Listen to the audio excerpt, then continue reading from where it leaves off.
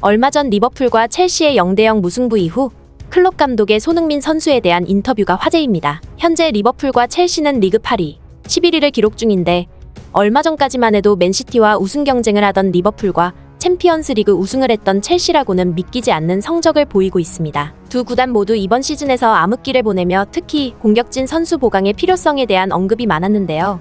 리버풀 클롭 감독의 손흥민 사랑은 예전부터 유명했고 첼시의 임시 감독으로 부임한 레전드 프랭크 램파드 감독 또한 최근 인터뷰에서 손흥민 선수에 대해 언급해 영국에서 화제입니다. 첼시는 최근 왼쪽 공격수 자리에 1,400억이란 거금을 주고 샤흐타르에서 무드리크를 영입했는데요. 8경기 무득점 1어시스트를 기록하며 엄청난 부진에 빠져 있습니다. 아무래도 손흥민과 동일한 포지션에서 활약하는 선수인 만큼 첼시 경기 결과에 따라 EPL 최고 좌측 공격수인 손흥민과 자주 비교되고 있습니다. 최근 램파드 감독 또한 첼시 부임 인터뷰에서 무드리크의 활용 방법에 대해 얘기하며 손흥민 선수를 언급했고 무드리크가 앞으로 우상으로 삼아야 할 선수라며 손흥민에 대한 찬사를 아끼지 않았는데요. 이에 추가적으로 맨시티의 펩 과르디올라 또한 인터뷰에서 손흥민을 언급하며 주요 EPL 감독들이 인터뷰에서 동시에 손흥민을 언급하여 화제를 불러일으키고 있습니다. 손흥민 선수의 여름시장 이적 관련해서 어떤 일이 벌어지고 있는지 글로벌 사커에서 자세히 알려드리겠습니다. 현재 토트넘은 콘테 감독의 경질 이후 감독 후보조차 찾지 못하고 있는 매우 암담한 상황입니다. 유력한 후보들이었던 감독들이 모두 토트넘을 거부하기 시작한 것인데요.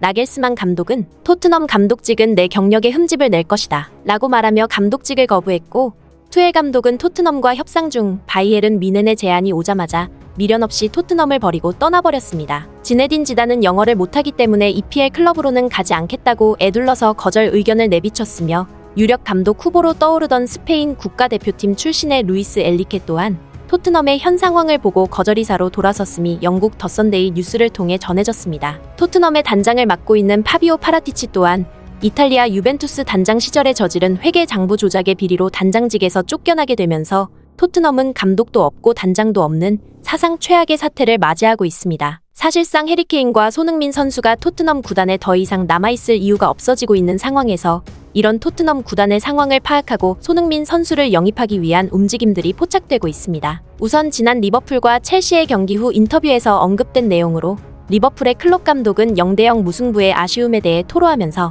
현재 리버풀의 공격 스쿼드에는 스피드가 필요하다. 살라와 누네즈 같은 스피드 있는 자원들이 있지만 부상으로 인해 번갈아가면서 출전하고 있고 그 이외의 선수들은 돌파력과 창의성이 부족하다. 이런 부족한 점을 채워줄 수 있는 선수는 EPL 팀들을 둘러봤을 때 손흥민이 가장 적절하다고 생각한다. 나는 이전부터 구단을 통해 손흥민 영입을 요청했으며 과거 인터뷰에서 독일 함부르크 시절 손흥민을 영입하지 못한 것이 내 인생의 최대 실수라고 언급했는데 농담으로 했던 말이 아니다. 오늘 경기를 치르고 나서 진짜 최대 실수라고 다시 한번 생각했다. 라고 언급하며 다가올 이번 여름 시장에서 손흥민 선수의 영입 가능성을 함축적으로 표현했습니다. 이어서 진행된 첼시의 램파드 임시 감독의 인터뷰에서 1,400억을 주고 영입한 무드리크의 부진에 대한 기자들의 질문이 쏟아졌는데요. 이에 답변하며 램파드는 손흥민을 다시 언급해서 화제가 되었습니다. 한 경기를 치른 두 감독이 모두 손흥민을 언급한 것이 영국에서 크게 이슈가 되었는데요.